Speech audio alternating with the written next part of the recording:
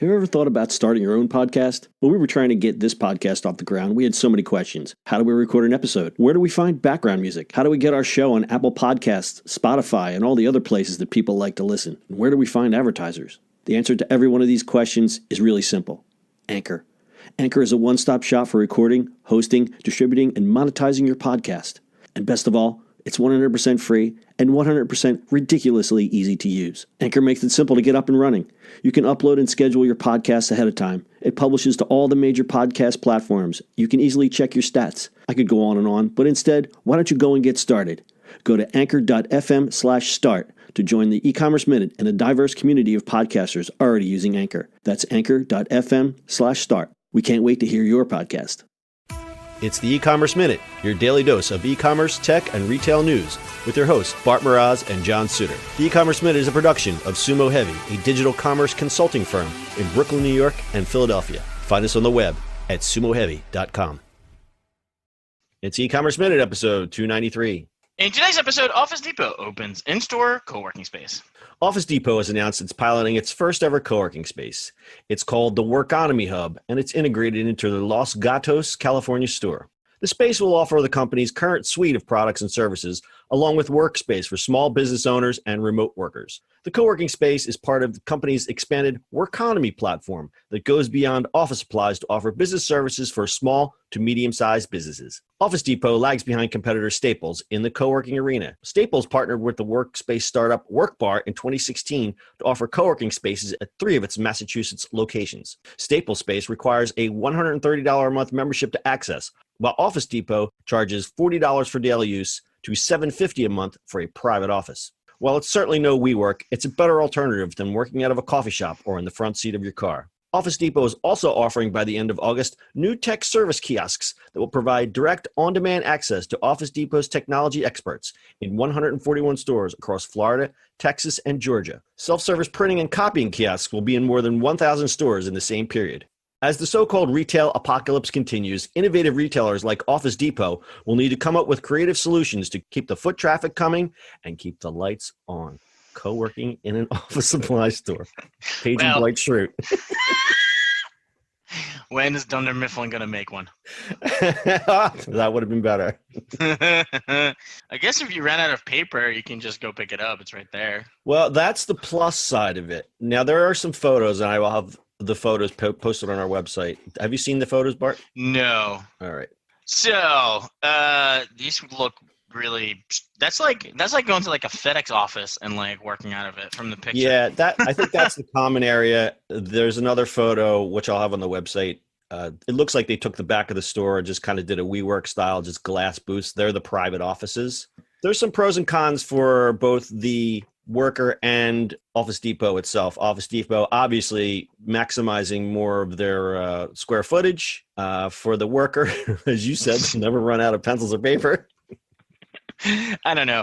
So I get it. Obviously, it's trying to maximize your space, and how many times, why would you need office supply stores anymore? Or that stuff is going away, right? It's a lot more digital. Although every time I talk to people who work in offices, they're like, "Yeah, we still print so much paper," and I'm like, "Why?" Yeah, it's funny. They've predicted the demise of paper for so long, but I think people use even more paper. I still have a printer in my office. I print things out. I've noticed, though, that I do make the occasional trip to the Office Depot or Staples for pens or whatnot. What I've noticed is you still go the outer ring of the store. So this time of year, obviously school supplies, they've got that all figured out. They've got the counters, the crappy briefcases, the chairs. The center of it always seems to be more merchandised than anything. Like they're trying to figure out what to do with the rest of that store. So they're trying to sell phones, they're trying to sell printers, they're trying to sell other technology. I think this is a great use because it's more of a more reliable cash flow. Now let's talk about the cost of this. Can you do a drop-in at WeWork for a day? Yes. And what would that be? So kind of, I think that WeWork, the smallest membership you can get is $40. Okay, so 40 is competitive because I've seen there's ones in Florida that are 20 for a drop-in. I don't know. You can do it. Yeah, I think you get a day or something like that. I don't remember what their pricing looks like anymore. Okay, so 40 is competitive. And how about for the private office? Do you think $750 is a good price?